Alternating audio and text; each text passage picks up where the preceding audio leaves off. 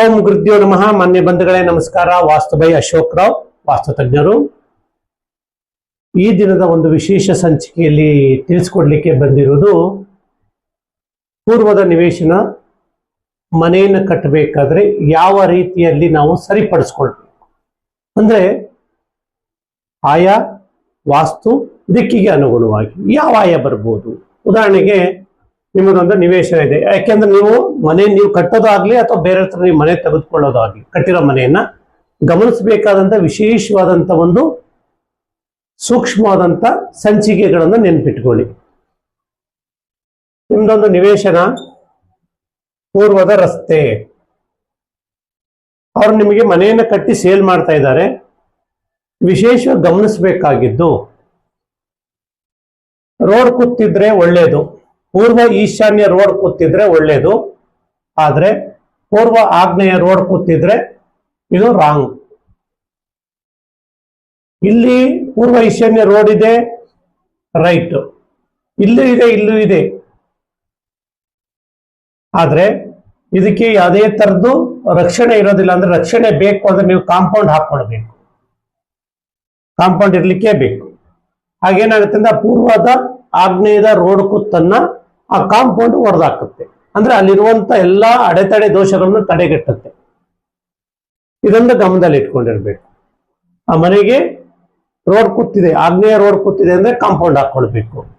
ಹಾಗೆ ಇಲ್ಲಿ ಈಶಾನ್ಯದಲ್ಲೂ ರೋಡ್ ಕೂತಿದೆ ಅಂದ್ರೆ ಕಾಂಪೌಂಡ್ ಬೇಕು. ಆದ್ರೆ ಆ ಒಂದು ಎಂಟ್ರೆನ್ಸ್ ಇಲ್ಲಿ ಗೇಟು, ನಾವೇನ್ ಗೇಟ್ ಅಂತೀವಿ, ಗೇಟ್ ಓಪನ್ ಇರಬೇಕು, ಒಳ್ಳೇದು.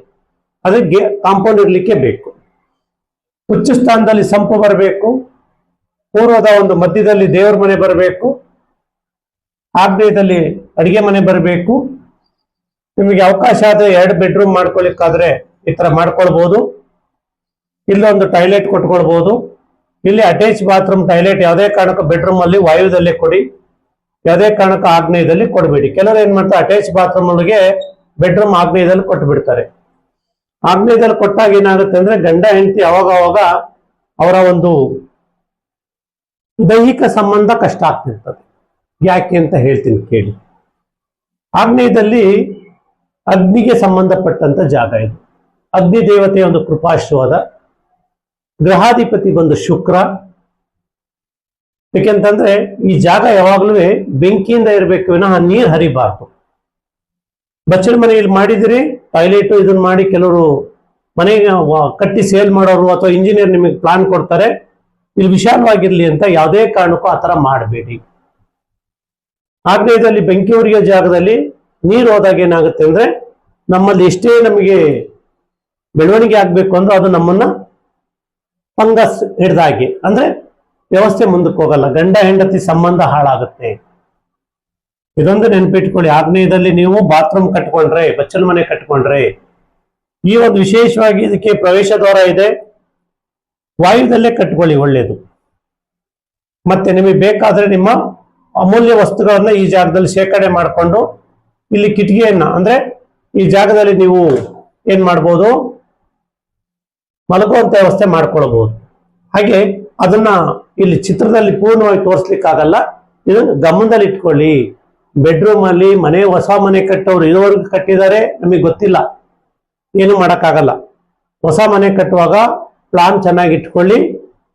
ಸ್ವಲ್ಪ ಚಿಕ್ಕದಾದ್ರೂ ತೊಂದರೆ ಇಲ್ಲ. ಆಗ್ನೇಯದಲ್ಲಿ ಯಾವುದೇ ಕಾರಣಕ್ಕೂ ನೀವು ಬಾತ್ರೂಮ್ ಕಟ್ಲಿಕ್ಕೆ ಹೋಗ್ಬೇಡಿ.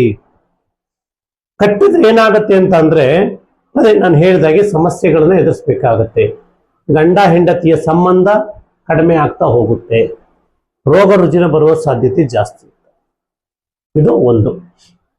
ಕಟ್ಟಿರೋ ಮನೆ ನಿಮಗೆ ಮಾರ್ಲಿಕ್ಕೆ ಬಂದ್ರು, ನೀವು ಫಸ್ಟ್ ಅವರಿಂದ ತಿಳ್ಕೊಳ್ಬೇಕಾಗಿದ್ದು ಯಾವ ಆಯದಲ್ಲಿ ಮಾಡಿದ್ದೀರಿ ಸರ್, ಮನೆಗೆ ಕಾಂಪೌಂಡ್ ಇದೆಯಾ, ಧ್ವಜಾಯ ಒಳ್ಳೇದು ಬರ್ಬೋದು, ಪೂರ್ವಕ್ಕೆ ಧ್ವಜಾಯ ಒಳ್ಳೇದು, ಯಾವ ಆಯದ್ದು ಇದ್ರೂ ಒಳ್ಳೇದು. ಆದ್ರೆ ದಿಕ್ಕಿಗೆ ಅನುಗುಣವಾಗಿ ಪ್ರವೇಶ ದ್ವಾರ ಇರಬೇಕು. ಹಾಗೆ ಇಲ್ಲಿ ಒಂದು ಉತ್ತರದಲ್ಲಿ ಒಂದು ಪ್ರವೇಶ ದ್ವಾರ ಈ ಮನೆ ಕೊಟ್ರಿ, ಅದೇ ರೀತಿನಲ್ಲಿ ನಿಮಗೆ ಅವಕಾಶ ಇದ್ರೆ ಉತ್ತರ ಈಶಾನ್ಯದಲ್ಲಿ ಒಂದು ಪ್ರವೇಶ ದ್ವಾರ ಬಾಗಿಲಿಡಬೇಕು. ಓಡಾಡೋ ಅವಶ್ಯಕತೆ ಇಲ್ಲ, ಆ ಎಂಟ್ರೆನ್ಸ್ ಮನೆಗೆ ಬರ್ಬೇಕು. ಯಾಕೆಂದ್ರೆ ಗಂಡು ಹೆಣ್ಣು ಇಬ್ರು ಸರಿಸಮಾನವಾಗಿ ಬದುಕುವಂತ ಒಂದು ವ್ಯವಸ್ಥೆ. ಆ ವ್ಯವಸ್ಥೆಯಲ್ಲಿ ಇಬ್ರು ಚೆನ್ನಾಗಿರ್ಬೇಕು. ಯಾಕೆಂದ್ರೆ ಇವರು ಹೊರಗಡೆ ಹೋಗಿ ಸಂಪಾದನೆ ಮಾಡಿರೋ 50% ಇವರು ಒಳಭಾಗದಲ್ಲಿ ಅಂದ್ರೆ ನಮ್ಮ ಮನೆ ಜವಾಬ್ದಾರಿ ತಗೊಂಡು ದುಡಿತಿರ್ತಾರೆ. ಇಬ್ರು ಆನಂದವಾಗಿರ್ಬೇಕು ಅಂದ್ರೆ ಉತ್ತರದಲ್ಲಿ ಒಂದು ಪ್ರವೇಶ ದ್ವಾರ, ಪೂರ್ವ ಈಶಾನ್ಯದಲ್ಲಿ ಒಂದು ಪ್ರವೇಶ ದ್ವಾರ. ಆದಷ್ಟು ಯಾವುದೇ ಕಾರಣಕ್ಕೂ ಕೆಲವರು ದೇವಮೂಲೆ ಆಮೇಲೆ ನಾನು ನಿಮ್ಗೆ ಇನ್ನೊಂದು ಹೇಳ್ಕೊಟ್ಬಿಡ್ತೀನಿ, ಗಮನದಲ್ಲಿ ಇಟ್ಕೊಳ್ಳಿ. ಕೆಲವರು ಏನ್ ಮಾಡ್ತಾರೆ ಅಂತಂದ್ರೆ, ಇಲ್ಲಿ ಪಾರ್ಕಿಂಗ್ ಬರ್ಲಿ, ನಿಮಗೆ ಮನೆ ಸ್ವಲ್ಪ ದೊಡ್ಡದಾಗಿ ಬರಕ್ ಮಾಡ್ತೀವಿ ಅಂತ ಹೇಳ್ಬಿಟ್ಟು ಈ ನಿಮ್ಮ ನಿವೇಶನ ಏನಿದೆಯಲ್ಲ, ಇದು ನಿವೇಶನ ಅಂತ ಇಟ್ಕೊಳ್ಳಿ, ಇದು ಕಾಂಪೌಂಡ್ ರಸ್ತೆ ಅಂತ ಇಟ್ಕೊಳ್ಳಿ, ಈ ಜಾಗವನ್ನ ಕಟ್ ಮಾಡಿಬಿಟ್ಟು ನಿಮಗೆ ಅಥವಾ ಈ ಕಡೆ ಉತ್ತರಕ್ಕೆ ಡೋರ್ ಕೊಟ್ಬಿಡ್ತಾರೆ, ನಂದಿ ಬಾಗ್ಲು ಅಂತ ಹೇಳ್ತಾರೆ, ಅಥವಾ ಇಲ್ಲಿ ಪೂರ್ವಕ್ಕೆ ಡೋರ್ ಕೊಟ್ಟು ಸೂರ್ಯನ ಬಾಗ್ಲು ಅಂತ ಹೇಳ್ತಾರೆ. ಇಲ್ಲಿ ಸಂಪನ್ನ ಮಾಡ್ಬಿಡ್ತಾರೆ, ಇಲ್ಲೆಲ್ಲ ಒಂದ್ ಕಡೆ ಸಂಪ್ ಮಾಡ್ತಾರೆ, ಇಲ್ಲಿ ಮೆಟ್ಲು ಕೊಡ್ತಾರೆ, ತೊಂದರೆ ಇಲ್ಲ, ಆಗ್ನೇಯದಲ್ಲಿ ಮೆಟ್ಲು ಕೊಡ್ತಾರೆ.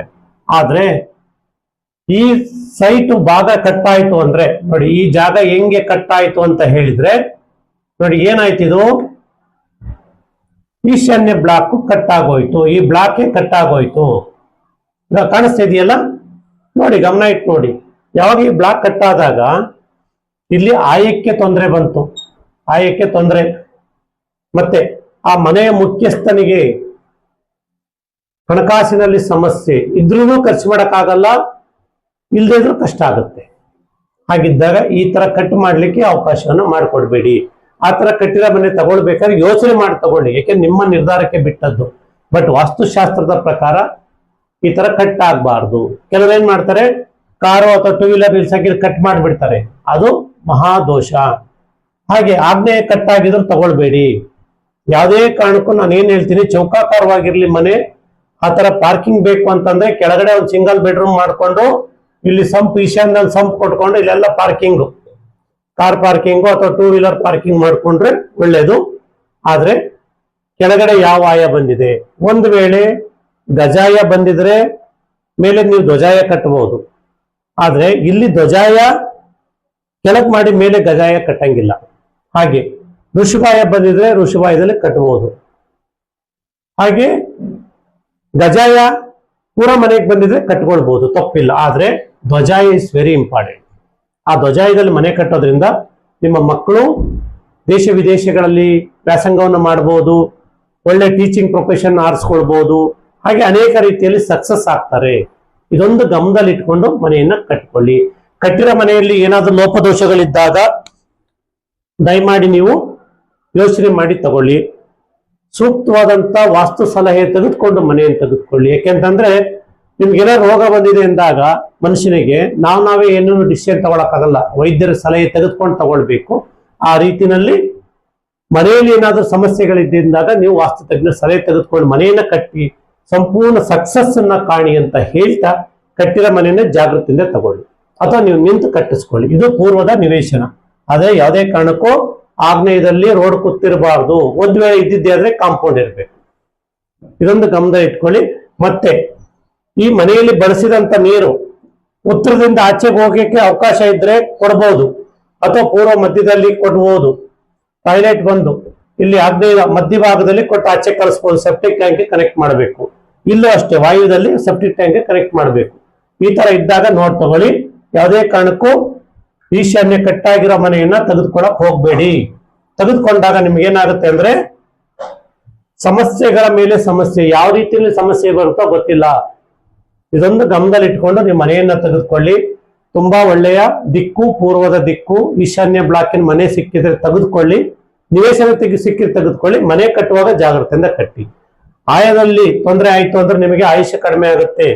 ವಾಸ್ತುವಿನಲ್ಲಿ ಲೋಪದೋಷಗಳಿದ್ರೆ ನಿಮ್ಮ ಜೀವನ ಶೈಲಿ ಚೆನ್ನಾಗಿರೋದಿಲ್ಲ, ಮತ್ತೆ ಮುಂದೆ ಬೇಕಾದಂತ ಸಮಸ್ಯೆಗಳು ಅನುಭವಿಸ್ಬೇಕಾಗುತ್ತೆ. ಹಾಗಿದ್ದಾಗ ಇದನ್ನ ಗಮನಿಸ್ಕೊಳ್ಳಿ.